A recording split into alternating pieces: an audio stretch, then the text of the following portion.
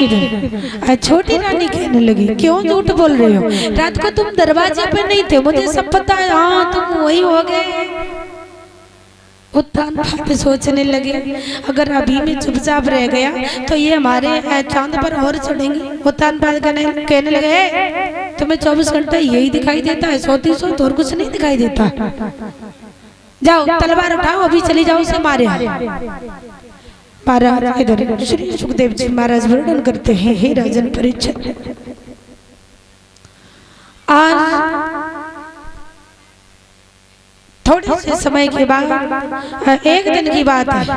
उत्तान पाद इधर बड़े ही परेशान हैं। महाराज बताया जाता है कि एक रात्रि के लिए सुनीति के पास गए थे। उसी रात्रि के बताए गए ध्रुवलाल और दोनों रानियों में एक एक दिन का अंतर था। गर्भ धारण दोनों रानियों ने किया था एक एक दिन के अंतर से। एक दिन बड़ी रानी ने, एक दिन छोटी रानी ने। कुछ समय के बाद इनके घर में दो बालकों ने जन्म लिया। तो जो सुनीति थी उनसे जो बेटा पैदा हुआ था उनका नाम रखा गया था ध्रुवलाल, और जो सुरसी से पुत्र पैदा हुआ था उसका नाम रखा गया था उत्तम। तुम्हारा आज उत्तान पाद के घर में नाना प्रकार से बधाइयां बजने लगी। बड़ा ही आनंद प्राप्त हुआ क्योंकि इनके घर में दो बालक हो गए। इधर धीरे धीरे समय व्यतीत हुआ। एक दिन की बात है, ध्रुवलाल अपने पिता की गोद में बैठे हुए थे। तो परीक्षित महाराज एक चुगलखोर था, उसने देखा बड़ी रानी का बेटा राजा की गोदी में बैठा। तुरंत वहां से गया और छोटी रानी से जाकर के कह दिया कि सुन रही हो, तुम यहाँ बैठी और तुम्हारे पिया तुम्हारी सौती की लला को अपनी गोदी में खिला रहे। तो महाराज जैसे ये शब्द सुने उसी समय छोटी रानी गई, गाल पे ताड़ से तमाचा दिया और कहा, क्यों रे मूर्ख, तुझे ये नहीं पता ये राजा है और तू इनकी गोद में बैठना चाहता है? अगर तू इनकी गोद में बैठना चाहता है तो तू ऐसा कर, मर के दोबारा हमारी कोख से जन्म लेना, तब बैठने के लायक रहेगा। इधर ध्रुवलाल रोते हुए अपने घर आए।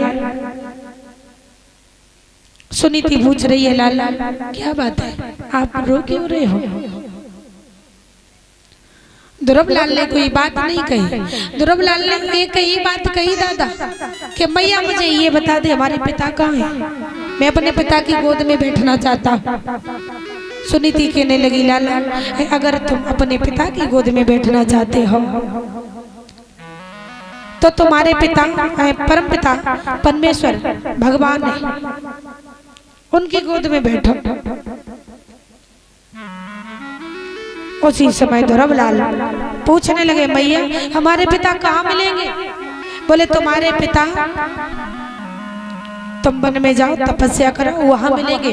ध्रुवलाल महाराज उसी समय चल दिए वन की तरफ।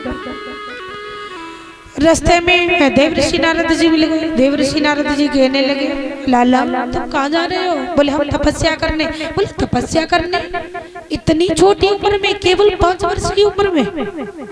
लाला तुम ऐसा करो, यहाँ से अभी घर जाओ और जब बड़े हो जाओ तब जाना। ध्रुवलाल कहने लगे, हे प्रभु अब मैं वापस नहीं जा सकता, मैं तपस्या करूंगा, अब भगवान की प्राप्ति करूंगा, उनकी गोद में बैठना चाहता हूँ मैं। बहुत समझाया, ध्रुवलाल नहीं माने, आगे बढ़े। महाराज बताया जाता है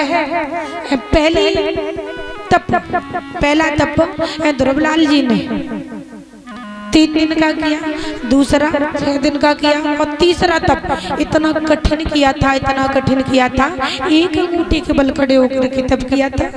तीसरा, पहले तप में भोजन छोड़ा, दूसरे में जल छोड़ दिया, तीसरे में महाराज सांस को भी रोक दिया। थोड़े से शब्दों में देखेंगे, ज्यादा नहीं, क्योंकि अभी आप लोगों को एक कथा में और सुनानी है महाराज हरिश्चंद्र के बारे में। तो यहाँ तक बताया जाता है कि उन्होंने हवा तक को रोक दिया था, सांस को ही रोक डाला। कि जब ध्रुव ने खींची प्राण वायु और तब हवा रुकी त्रिलोक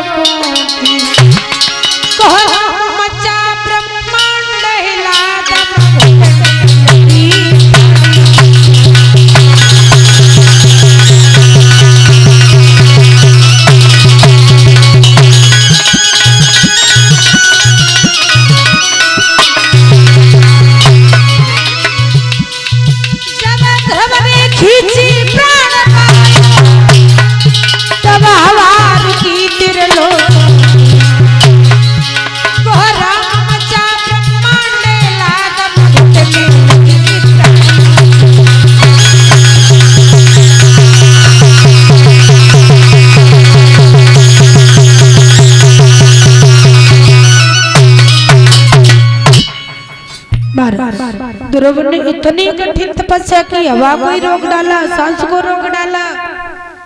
अब तो सभी देवी देवता परेशान होने लगे। इस पृथ्वी पर हाहाकार मच गया, सांस ही नहीं ले पा रहे। सभी देवी देवता दौड़ करके नारद के पास पहुंचे। कहा प्रभु, कोई इतनी कठिन तपस्या कर रहा है जो हम सांस भी नहीं ले पा रहे, हवा को ही रोक डाला, आप चलो उसे दर्शन दो। तो महाराज उसी समय भगवान वहां से ध्रुवलाल के पास आए। जब ध्रुवलाल के पास आए तब ध्रुवलाल अपने नेत्र बंद किए समाधि में लीन थे। अब सोचने लगे कि ये तो वही तपस्या कर रहा है, अगर मैंने इसकी तपस्या भंग की तो शायद ये हमें कहीं श्राप ना दे दे। उन्होंने सोचा इसकी तपस्या छीन कैसे की जाए। तो उन्होंने अपना शंख लिया और ध्रुवलाल के गाल पर जैसे स्पर्श किया। जैसे ध्रुवलाल ने अपने नेत्र खोले उसी समय